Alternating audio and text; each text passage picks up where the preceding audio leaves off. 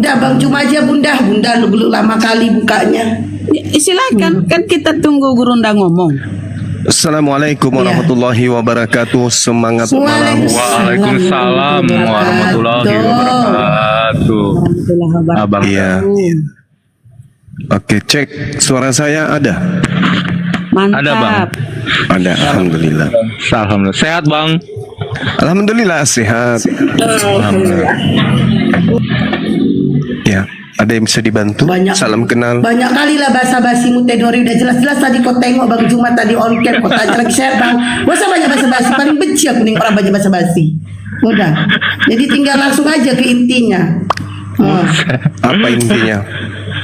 Intinya Bang Juma ini ada Mbak Evelyn ini kan sedang mencari kebenaran dan dia memang sudah meragukan ajaran kekristenannya, dimana dia juga bingung itu kok Tuhan begini ya, kok Tuhan begitu ya, dia juga bingung Bang. Nah udahlah Bang, cerahkan aja lah Bang, aku lagi masak air soalnya. Baik. Bismillahirrahmanirrahim. Alhamdulillahirabbil alamin. Segala puji bagi Allah, Tuhan semesta alam. Salawat serta taslim pada junjungan kita baginda Rasulullah Muhammad sallallahu alaihi wasallam. Saudari namanya siapa? Saudari siapa ini? Salam kenal dulu ya. Evelyn. Ya, saudara Kevlin. Evelyn, Bang. Evelyn. Baik. Iya, Bang. Nah, agama yang pertama yang kita kenal itu adalah agama Yahudi. Kemudian muncul agama Nasrani. Ini agama samawi ya. Kemudian muncul Islam. Permasalahan ketika Nabi Musa alaihi salam itu datang, pembangkangan Bani Israel kepada Nabi Musa itu nyata sampai hari ini. Ya. Kemudian Nabi Musa bergeser kepada Nabi Isa alaihi salam. Nabi Isa pun ditolak oleh mereka. Akibat penolakan Bani Israel terhadap kenabian Nabi Isa alaihi salam, lahirlah agama Kristen. Itu dulu. Yang perlu dipahami, lahirnya Kristen akibat makar yang dilakukan oleh Bani Israel atau orang-orang Yahudi ahli Taurat terhadap utusan Tuhan, utusan Allah kepada mereka. Mereka kemudian menolak Nabi Isa, membuat makar, membuat tipuan terhadap apapun yang bisa memperdayakan Nabi Isa pada saat itu agar Nabi Isa bisa dilenyapkan di tengah-tengah mereka. Karena adanya ketakutan mereka terhadap bangsa penjajah Romawi apabila Nabi Isa kemudian diberikan ruang untuk mengajak Bani Israel pada saat itu untuk menjadi pengikutnya, maka pengikutnya tidak akan lagi menyetor perpuluhan kepada mereka sehingga mereka tidak ada upeti untuk penjajah Roma. Oleh karena itulah mereka bersekongkol melakukan makar penolakan terhadap kenabian Nabi Isa alaihi salam. Nah, mereka bersekongkol sepakat untuk menganiaya Nabi Isa. Nabi Isa kemudian oleh Allah Subhanahu wa taala diselamatkan naik ke langit. Ketika kemudian mereka membuat makar, makanya Al-Quran mengatakan wa makaru wa makarallah wallahu khairul makirin.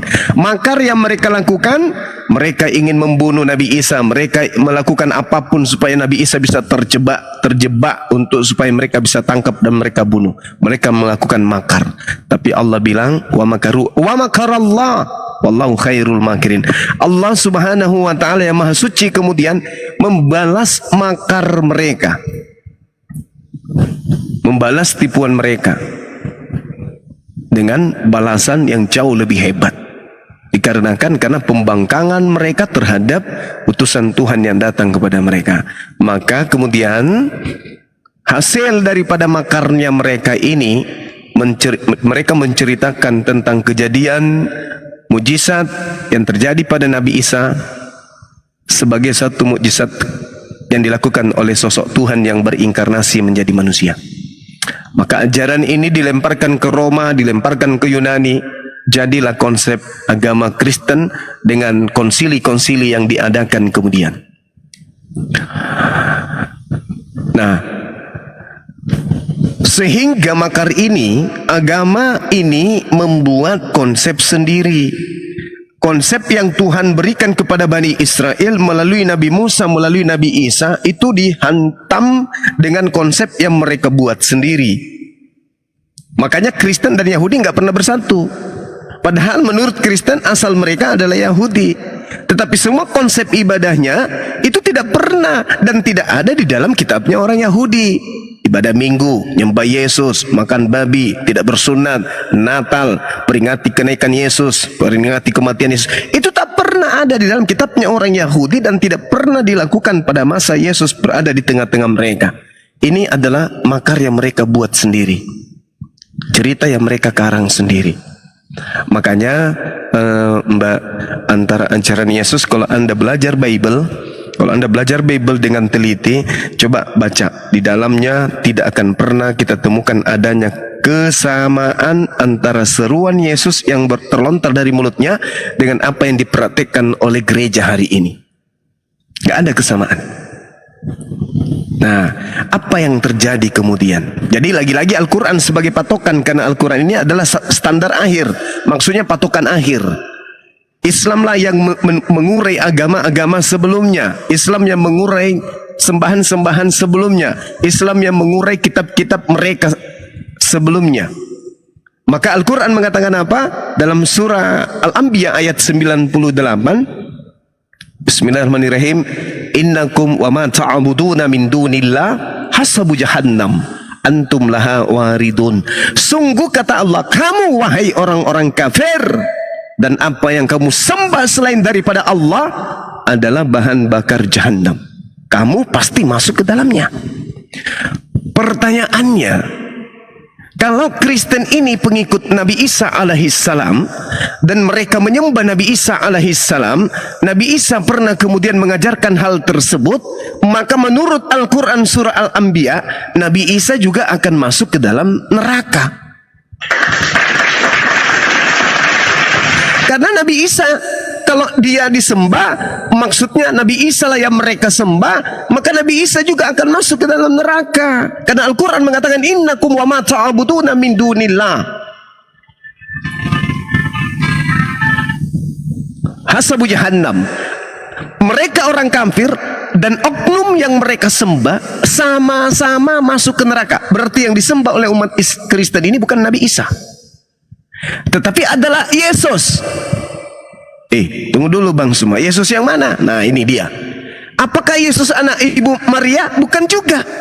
Berarti Yesus yang mana yang akan masuk ke neraka?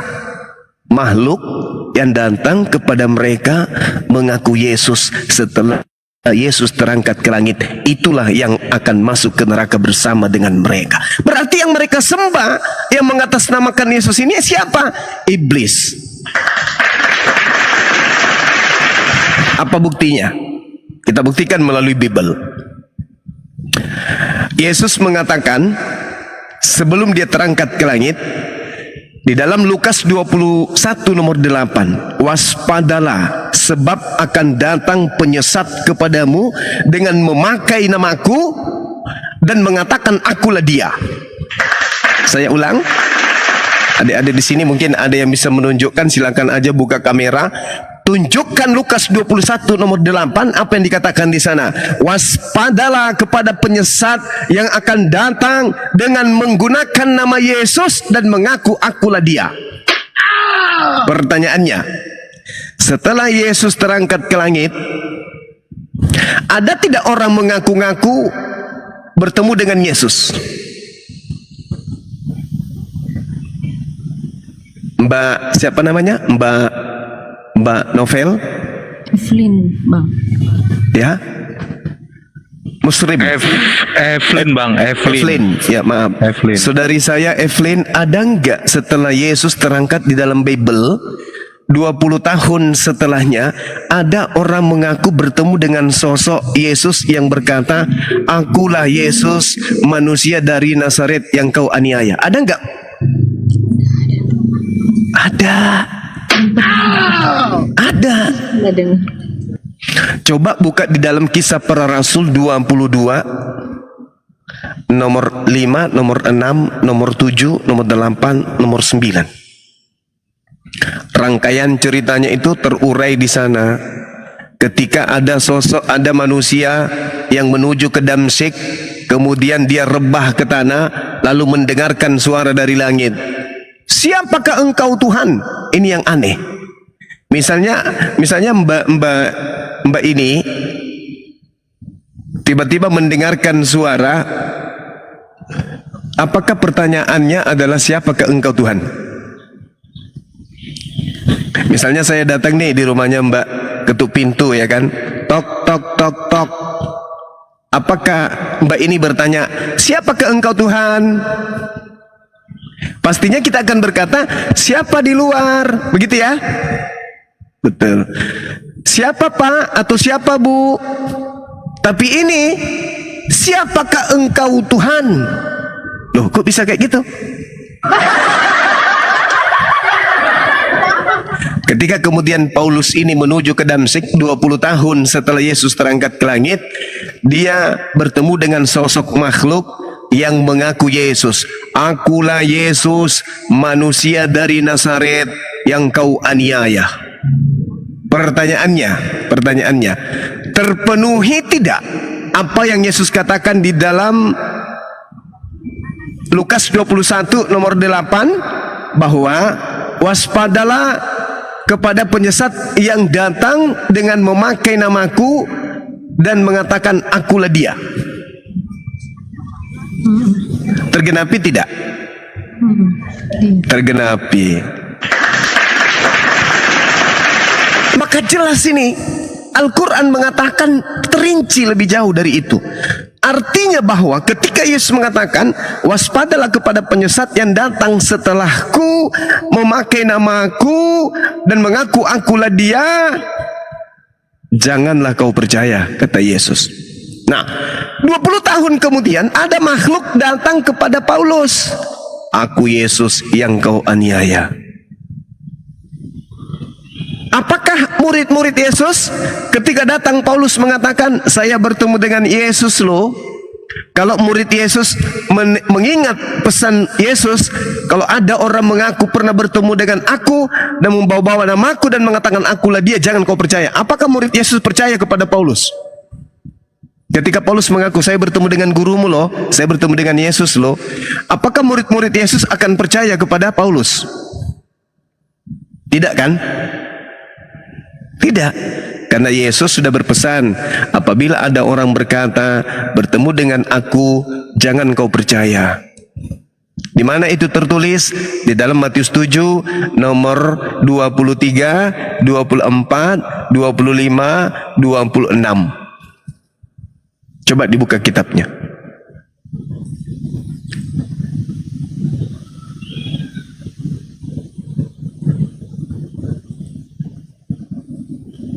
Matius berapa bang? Matius 7 nomor 23 sampai nomor 26. Dibuka aja Matius 7-nya. Mau dibacakan? Ya, silakan. Pada waktu itulah aku akan berterus terang kepada mereka dan berkata, aku tidak pernah mengenal engkau. Enyahlah daripadaku, kamu sekalian pembuat kejahatan. Nah, oke, sorry ya, belum sampai ke sana, maaf ya. Kita di Matius 24, sorry, bukan Matius 7. Matius 24. Matius 24. Iya.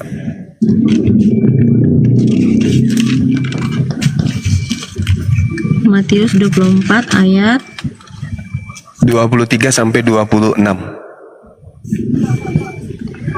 Pada waktu itu jika orang berkata kepada kamu, lihat, Mesias ada di sini atau Mesias ada di sana, jangan kamu percaya. Sebab Mesias-Mesias palsu dan nabi-nabi palsu akan muncul, dan mereka akan mengadakan tanda-tanda yang dahsyat dan mujizat-mujizat, sehingga sekiranya mungkin mereka menyesatkan orang-orang pilihan juga. Camkanlah, aku sudah mengatakannya terlebih dahulu kepadamu. Jadi, apabila orang berkata kepadamu, lihat, ia ada di padang gurun, janganlah kamu pergi ke situ. Atau lihat, ia ada di dalam bilik, janganlah kamu percaya. Sebab sama seperti kilat memancar dari sebelah timur dan melontarkan cahayanya sampai ke barat, demikian pula lah kelak kedatangan Anak Manusia. Di mana ada bangkai, di situ burung nazar berkerumun. Oke, saya boleh jelaskan? Boleh ya? Mbak, boleh saya jelaskan ya? Nah, Yesus kan berpesan tuh sebelum dia terangkat ke langit. Pada waktu itu jika orang berkata kepadamu, lihat Mesias ini kan Yesus ya. Ya, artinya pada waktu itu jika orang berkata kepadamu, lihat ada Yesus di sini, atau lihat ada Yesus di sana, kata Yesus, jangan kamu percaya. Kenapa bisa ada orang mengaku ada Mesias di sini, ada Mesias di sana? Kenapa bisa? Karena Yesus mengatakan sebab Mesias palsu. Artinya Yesus palsu dan nabi-nabi palsu akan muncul dan mereka akan mengadakan tanda-tanda yang dahsyat dan mukjizat-mukjizat sehingga sekiranya mungkin mereka menyesatkan orang-orang pilihan juga. Jadi menurut Yesus, pada waktu jika orang berkata kepada kamu, lihat Mesias ada di sini atau Mesias ada di sana, jangan kamu percaya. Sebab Mesias palsu dan nabi palsu akan muncul, artinya Yesus palsu. Lalu dikatakan di dalam data nomor 26-nya, dikatakan 25-nya, camkanlah aku sudah mengatakannya terlebih dahulu kepadamu. Jadi apabila ada orang berkata kepadamu, lihat dia ada di padang gurun, jangan kamu pergi ke situ, atau lihat dia ada di dalam bilik, jangan kamu percaya. Dia di sini artinya Mesias, Yesus. Sebab sama seperti kilat memancar dari sebelah timur dan melontarkan cahayanya sampai ke barat, demikian pula kelak kedatangan Anak Manusia. Jadi maksudnya, kalau ada orang mengaku setelah saya ini, mengaku bertemu dengan Yesus, bertemu dengan Mesias, jangan kau percaya.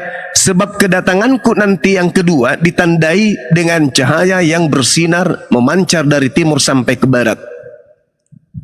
Nah, sekarang pertanyaannya, adakah orang yang pernah mengaku pernah bertemu dengan Yesus ketika Yesus sudah tidak ada di bumi? Ada kan? Ada, yaitu Paulus. Paulus mengaku bertemu dengan Yesus. Berarti Paulus ini bertemu dengan Yesus palsu. Sebab kata Yesus, kedatanganku yang kedua nanti ditandai dengan kilat memancar dari sebelah timur dan melontarkan cahayanya sampai ke barat. Apakah itu sudah pernah terjadi? Belum. Berarti Yesus belum datang. Berarti yang datang kepada Paulus, yang datang kepada Ananias, yang datang kepada penulis kitab Wahyu, itu semua adalah Mesias palsu. Sampai di sini ada pertanyaan, Mbak? Suaranya nggak ada ya? Mungkin termute. Bang, paham. Paham kan? Nah, makanya ajaran Yesus yang asli dengan ajaran Kristen itu berbeda. Kenapa? Karena ajaran Yesus tidak pernah meninggalkan hukum Taurat. Tetap saja muridnya melakukan hukum Taurat. Di dalam Lukas 16 nomor 17 kata Yesus, lebih mudah langit dan bumi lenyap daripada setitik dari hukum Taurat itu batal. Terangkatlah Yesus kemudian ke langit. Apa yang terjadi? Ada oknum mengaku bertemu dengan Yesus, tapi ajarannya bertentangan dengan Yesus ketika Yesus ada di bumi. Contoh, di dalam Matius 5 nomor 19, barang siapa yang meniadakan setitik dari hukum Taurat meskipun yang paling terkecil dan mengajarkan kepada orang lain, maka dia akan menempati tempat terendah di dalam kerajaan langit. Dan barang siapa yang tidak menghilangkan setitik pun lalu mengajarkan kepada orang lain untuk tidak menghilangkan setitik pun dari hukum Taurat meskipun yang paling terkecil, maka dia akan menempati tempat tertinggi di dalam kerajaan surga. Itu kata Yesus. Berarti kalau ada orang yang menghilangkan hukum Taurat meskipun setitik yang paling kecil, lalu mengajak orang lain juga, maka dia akan menempati tempat rendah alias neraka. Tapi kalau ada orang mengajarkan tidak menghilangkan hukum Taurat dan mengajarkan kepada orang lain untuk tidak menghilangkan hukum Taurat, maka dia akan menempati tempat tertinggi. Betul ya? Menurut Yesus kayak begitu ya? Nah, mari kita lihat, bandingkan. Makhluk yang datang kepada Paulus berbeda ajarannya. Apa yang dikatakan oleh Paulus di dalam Filipi Efesus 2 nomor 15?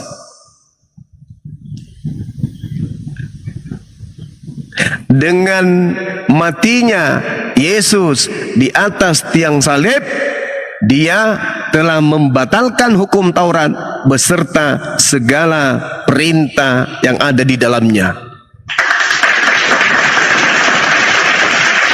Gila. Coba. Dia mengatakan hal yang demikian.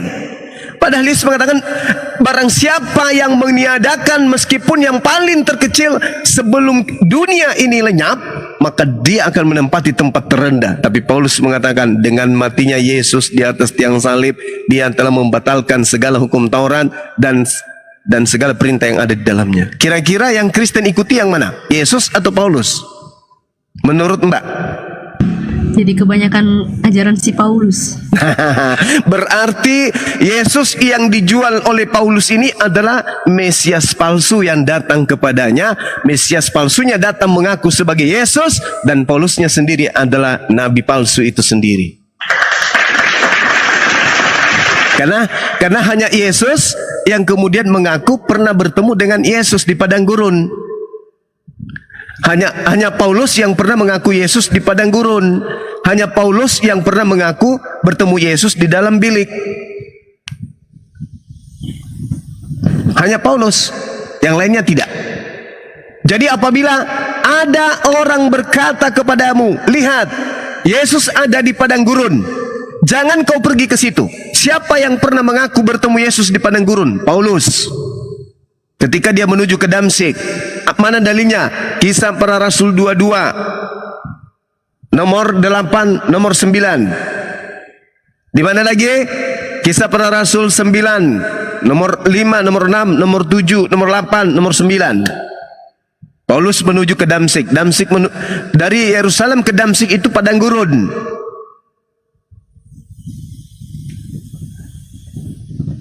Jadi apabila orang berkata kepadamu, lihat ia ada di padang gurun, jangan kau pergi ke situ. Atau lihat ia ada di dalam bilik.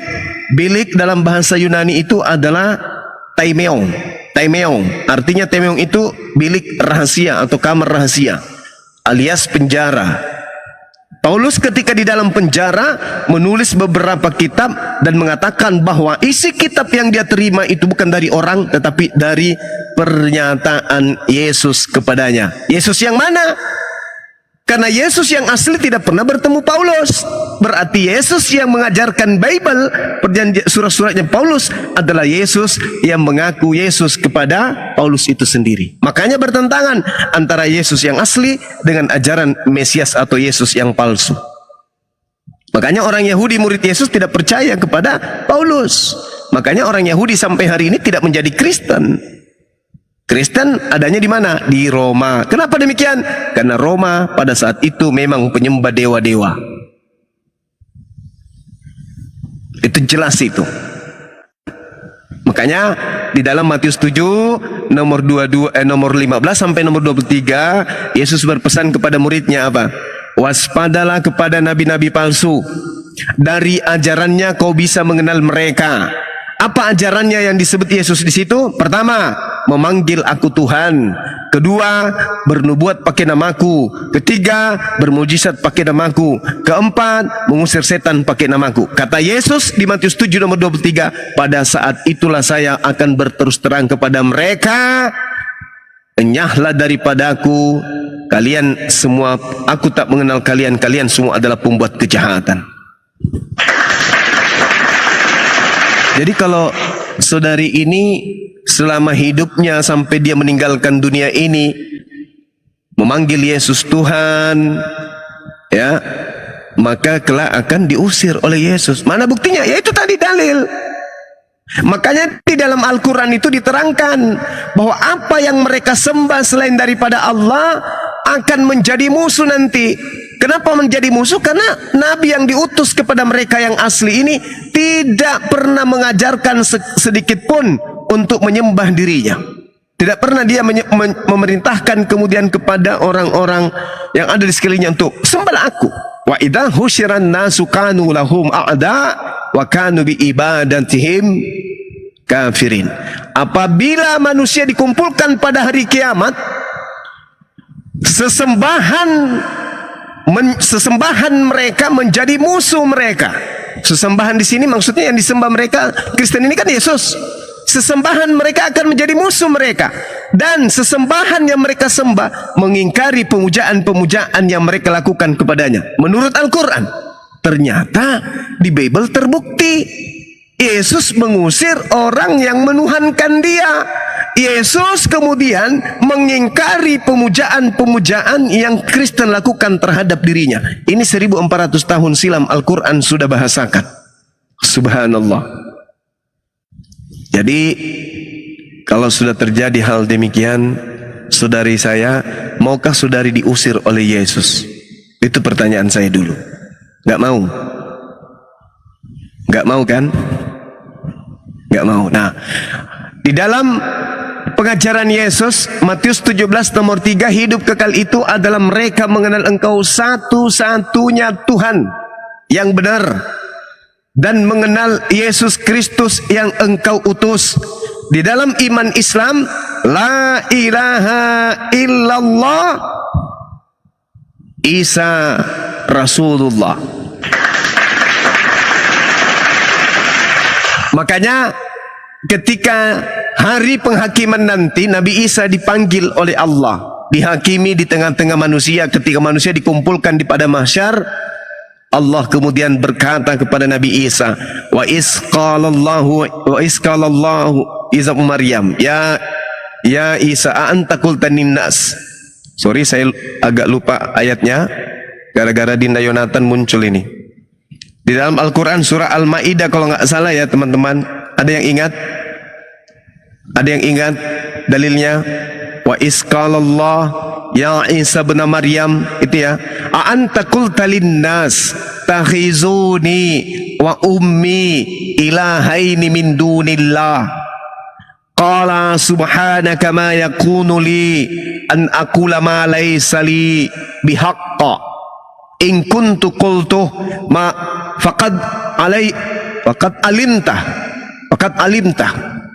Ta'lamu ma fi nafsi wa la a'lamu ma fi nafsi innaka anta 'allamul ghuyub. Dan ingatlah ketika Allah berfirman, wahai Isa putra Maryam, apakah engkau yang mengatakan kepada orang-orang ini, jadikanlah dirimu sebagai Tuhan selain daripada aku? Nabi Isa kemudian menjawab, Maha suci Engkau ya Allah, tidak patut bagiku mengatakan apa yang bukan hakku untuk aku katakan. Sama seperti di dalam kitab Yohanes 12:49. Apa yang dikatakan kemudian di sana? Aku tidak berkata-kata dari diriku sendiri. Apa yang aku katakan adalah apa yang diperintahkan oleh Bapa untuk aku katakan dan aku sampaikan. Dan firman-Nya itu adalah hidup yang kekal. Oleh karena itulah aku melakukan apa yang diperintahkan. Itu kata Yesus. Sama dalam Al-Quran. Qala subhanaka ma yakunu li an aqula ma laysa li bihaqqa. Maha suci Engkau ya Allah, aku tidak pernah mengatakan sesuatu yang bukan hakku untuk aku katakan. Jika aku pernah mengatakannya, tentulah Engkau telah mengetahuinya. Engkau mengetahui apa yang ada pada diriku, dan aku tidak mengetahui apa yang ada padamu. Sungguh Engkaulah yang maha mengetahui segala apa yang gaib. Jadi Nabi Isa itu dihakimi oleh Allah untuk membuktikan bahwa orang-orang Kristen ini salah, telah menyembah manusia. Wa iskalallahu ya Isa bin Maryam a anta qulta linnas, apakah engkau mengajarkan, mengatakan kepada manusia ini, sembahlah dirimu? Tidak ya Rabb, maha suci Engkau ya Allah, kata Nabi Isa. Sama seperti di dalam Yohanes 4 nomor 22. Apa kata Yesus? Aku menyembah apa yang aku kenal. Kalian menyembah apa yang kalian tidak kenal. Ani abudullah rabbi wa rabbakum. Aku mengajarkan kepada mereka, sembahlah Allah Tuhanku dan Tuhanmu. Tuh, sama. Yesus yang mengajar selama 3 tahun dengan yang ada di dalam Al-Quran itu sama. Ajarannya sama. Inni abdullah atani alkitab wa ja'alani nabiyan. Dia mengatakan sesungguhnya aku ini adalah hamba Allah. Aku menyembah kepada Tuhan yang aku kenal, kata Yesus. Berarti Yesus itu adalah Abdullah, hamba Allah, abdi Allah. Sama seperti pengakuan Yesus, sama seperti Al-Quran. Nanti Yesus ini berubah menjadi Tuhan lah, mati dan bangkit hari ketiga lah, dialah terang dunia lah, dia sang bintang fajar lah, dialah yang alfa dan omega, dialah awal dan akhir. Setelah ada oknum yang datang mengaku-ngaku Yesus kepada Paulus dan teman-temannya. Makanya Yesus mengatakan sebelum dia terangkat, waspadalah kepada ahli Taurat, waspadalah kepada orang Farisi. Kenapa bisa? Kan orang Farisi akan mengajarkan ajaran yang jauh lebih sesat daripada ajaran yang ada pada masa itu, yang ada pada masa Nabi Musa, yang ada pada masa Nabi Isa, dan setelahnya ajarannya 2 kali lebih jahat daripada ahli Taurat itu sendiri. Di mana diterangkan? Di dalam Matius 23 nomor 15. Celakalah engkau wahai ahli Taurat, celakalah engkau wahai orang munafik, wahai orang Farisi, engkau menyeberangi lautan, menjelajahi daratan untuk mentobatkan orang masuk menjadi pengikut agamamu, dan setelah menjadi pengikutmu kau jadikan dia menjadi orang neraka dan 2 kali lebih jahat daripada engkau sendiri.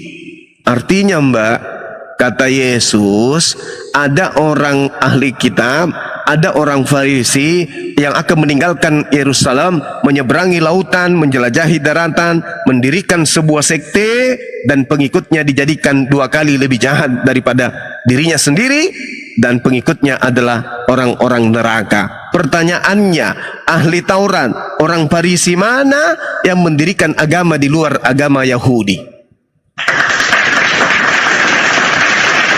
Mungkin Mbak boleh bicara.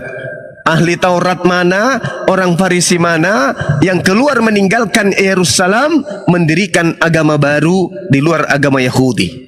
Dan apa nama agamanya dan siapa orang Farisinya? Bisa dijawab? Belum bisa dijawab. Nah, Filipi 3 nomor 5, Paulus mengaku sebagai orang Farisi. 1. Benar ya? Coba dilihat. Benarkah di sana Paulus mengaku orang Farisi?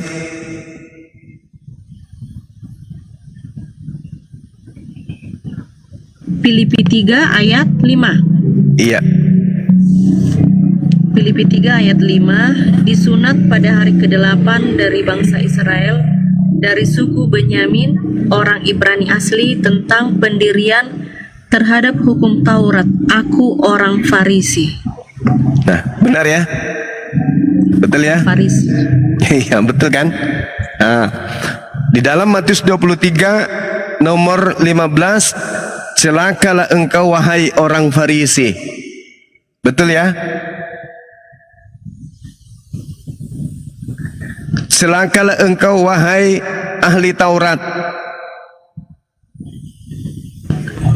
Celakalah kamu hai ahli-ahli Taurat dan orang-orang Farisi. Hai kamu orang nafik. Oke. Sekarang pertama, celakalah engkau wahai ahli Taurat. Filipi 3 nomor 6 sampai nomor 7, dia adalah ahli Taurat. Dia mengaku dalam hal Taurat aku tidak bercacat, berarti dia adalah ahli.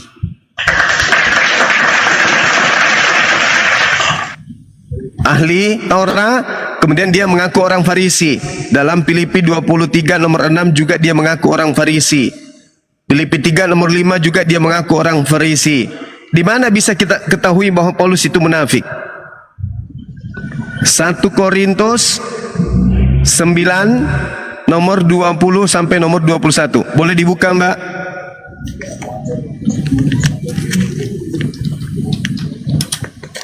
1 Korintus 9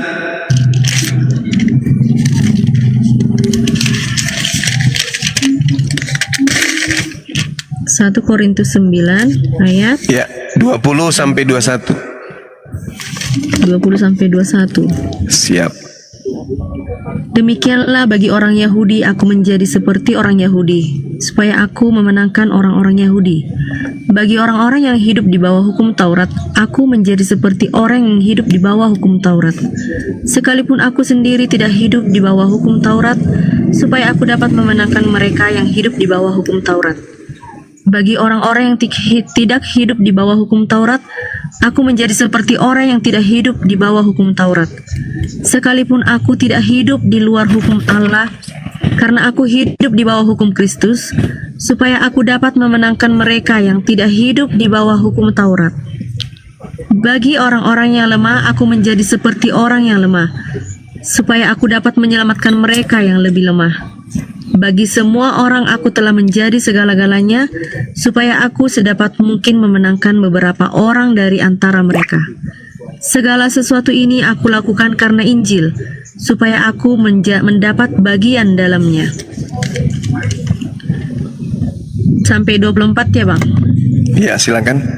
Tidak tahukah kamu bahwa dalam gelanggang pertandingan semua peserta turut berlari, tetapi bahwa hanya satu orang saja yang mendapat hadiah? Karena itu larilah begitu rupa sehingga kamu memperolehnya. Sampai situ, Bang. Oke, baik. Nah, yang dipertontonkan Paulus di sini, demikianlah bagi orang Yahudi, aku menjadi seperti orang Yahudi, supaya aku memenangkan orang-orang Yahudi. Bagi orang-orang yang hidup di bawah hukum Taurat, aku menjadi seperti orang yang hidup di bawah hukum Taurat. Meskipun sekalipun aku sendiri tidak hidup di bawah hukum Taurat, supaya aku dapat memenangkan mereka yang hidup di bawah hukum Taurat. Menurut Mbak, ini orang apa ini yang mengaku sebagai penganut Taurat, padahal bukan penganut Taurat? Ini orang benar atau orang munafik? Nggak tahu. Bermuka dua mungkin ya. Kalau orang bermuka dua, di sini dia mengatakan saya mengikuti rupa-rupa apapun supaya aku bisa memenangkan. Berarti ini bukan bermuka dua, ini bermuka 8. Ini orang munafik. Ahli Taurat terpenuhi, orang munafik terpenuhi, orang Farisi terpenuhi. Lalu dia mengatakan, Yesus mengatakan, engkau menyeberangi lautan. Baca di dalam Kisah Para Rasul 27, nomor 1, nomor 2 dan seterusnya, Paulus menyeberangi lautan. Celakalah engkau wahai ahli Taurat, orang Farisi, orang munafik, engkau menjelajah, engkau menyeberangi lautan. Jelas dia melaut lautan dalam Kisah Para Rasul 27, nomor 1, nomor 2 dan nomor 20. Engkau menjelajahi daratan. Tertulis dalam Kisah Para Rasul 19 nomor 1, Paulus menjelajahi daratan. Engkau mentobatkan orang di dalam Kisah Para Rasul 17 nomor 16 sampai nomor 34, jelas di sana dia mentobatkan seseorang bernama Damaris dan juga Dionysius. Jadi tergenapi semuanya.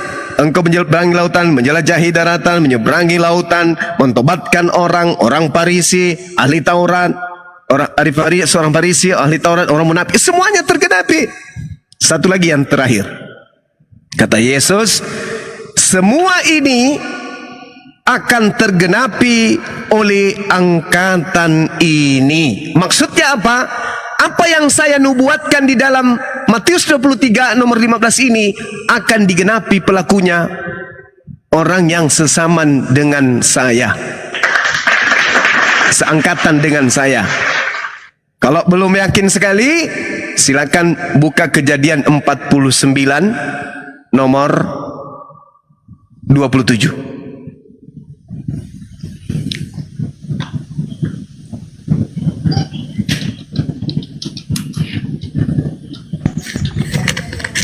Kejadian 49 Iya, nomor 27. ayat 27. Benyamin adalah seperti serigala yang menerkam. Pada waktu pagi ia memakan mangsanya dan pada waktu petang ia membagi-bagi rampasannya. Oke. Sebelum kita bahas itu, kita baca dari nomor 1 dulu. Kemudian Yakub memanggil anak-anaknya, berarti memanggil ke-12 anaknya, dan berkata, datanglah berkumpul supaya aku beritahukan kepada kalian apa yang kamu alami di kemudian hari. Artinya Yakub ingin menubuatkan anak-anaknya. Betul? Oke. Berhimpunlah, berkumpullah kamu dan dengarkanlah, ya anak-anak Yakub, dengarkanlah kepada Israel bapakmu. Maka Yakub meramalkan anaknya, menubuatkan anaknya satu-satu. Ruben, engkaulah anak sulungku, kekuatanku dan permulaan kegagahanku. Engkaulah yang terutama dalam keluhuran dan terutama dalam kesanggupan. Engkau yang membual sebagai air. Tidak lagi engkau yang terutama, sebab engkau telah menaiki tempat tidur ayahmu. Waktu itu engkau telah melanggar kesuciannya. Dia telah menaiki petiduranku. Itu anak yang pertama, namanya Ruben. Anak kedua, Simeon dan Lewi bersaudara. Jadi langsung 3 ini anaknya. Senjata mereka adalah alat kekerasan. Janganlah kiranya jiwaku turut dalam permupakatan mereka. Janganlah kiranya rohku bersatu dengan perkumpulan mereka. Sebab dalam kemarahannya mereka telah membunuh orang. Dalam keangkaraannya mereka telah memotong urat keting lembu. Terkutuklah kemarahan mereka. Jadi Yakub mengatakan terkutuklah Lewi dan juga Simeon sebab amarahnya keras. Terkutuklah keberangan mereka sebab berangnya bengis. Aku akan membagi-bagikan mereka di antara anak-anak Yakub ayahmu. Terus dikatakan Yehuda, menyerahkan mereka di antara anak Israel. Yehuda, jadi dia sebut semua. Engkau akan dipuji oleh saudara-saudaramu. Tanganmu akan menekan tengkuk musuhmu. Kepadamu akan sujud anak-anak ayahmu. Yehuda adalah seperti anak singa. Setelah menerkam, engkau naik ke suatu tempat yang tinggi, hai anakku. Yang meniarap dan berbaring seperti singa jantan atau seperti singa betina. Siapa yang berani membangunkannya?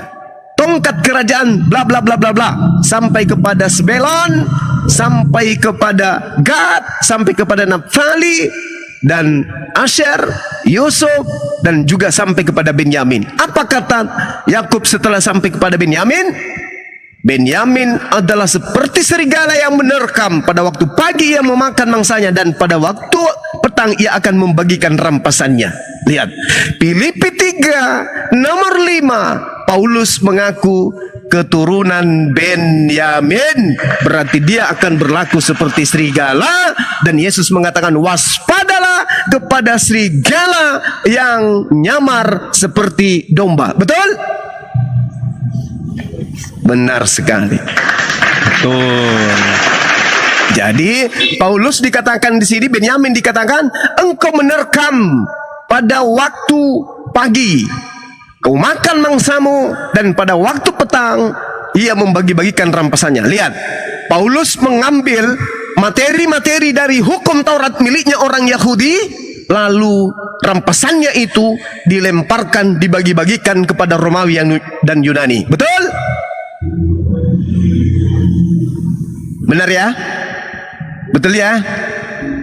Dia mengatakan, berbicara mengenai hukum Taurat, berbicara mengenai Yesus, berbicara mengenai Bani Israel, dan itu semuanya diberikan kepada Romawi dan Yunani. Tergenapi semuanya.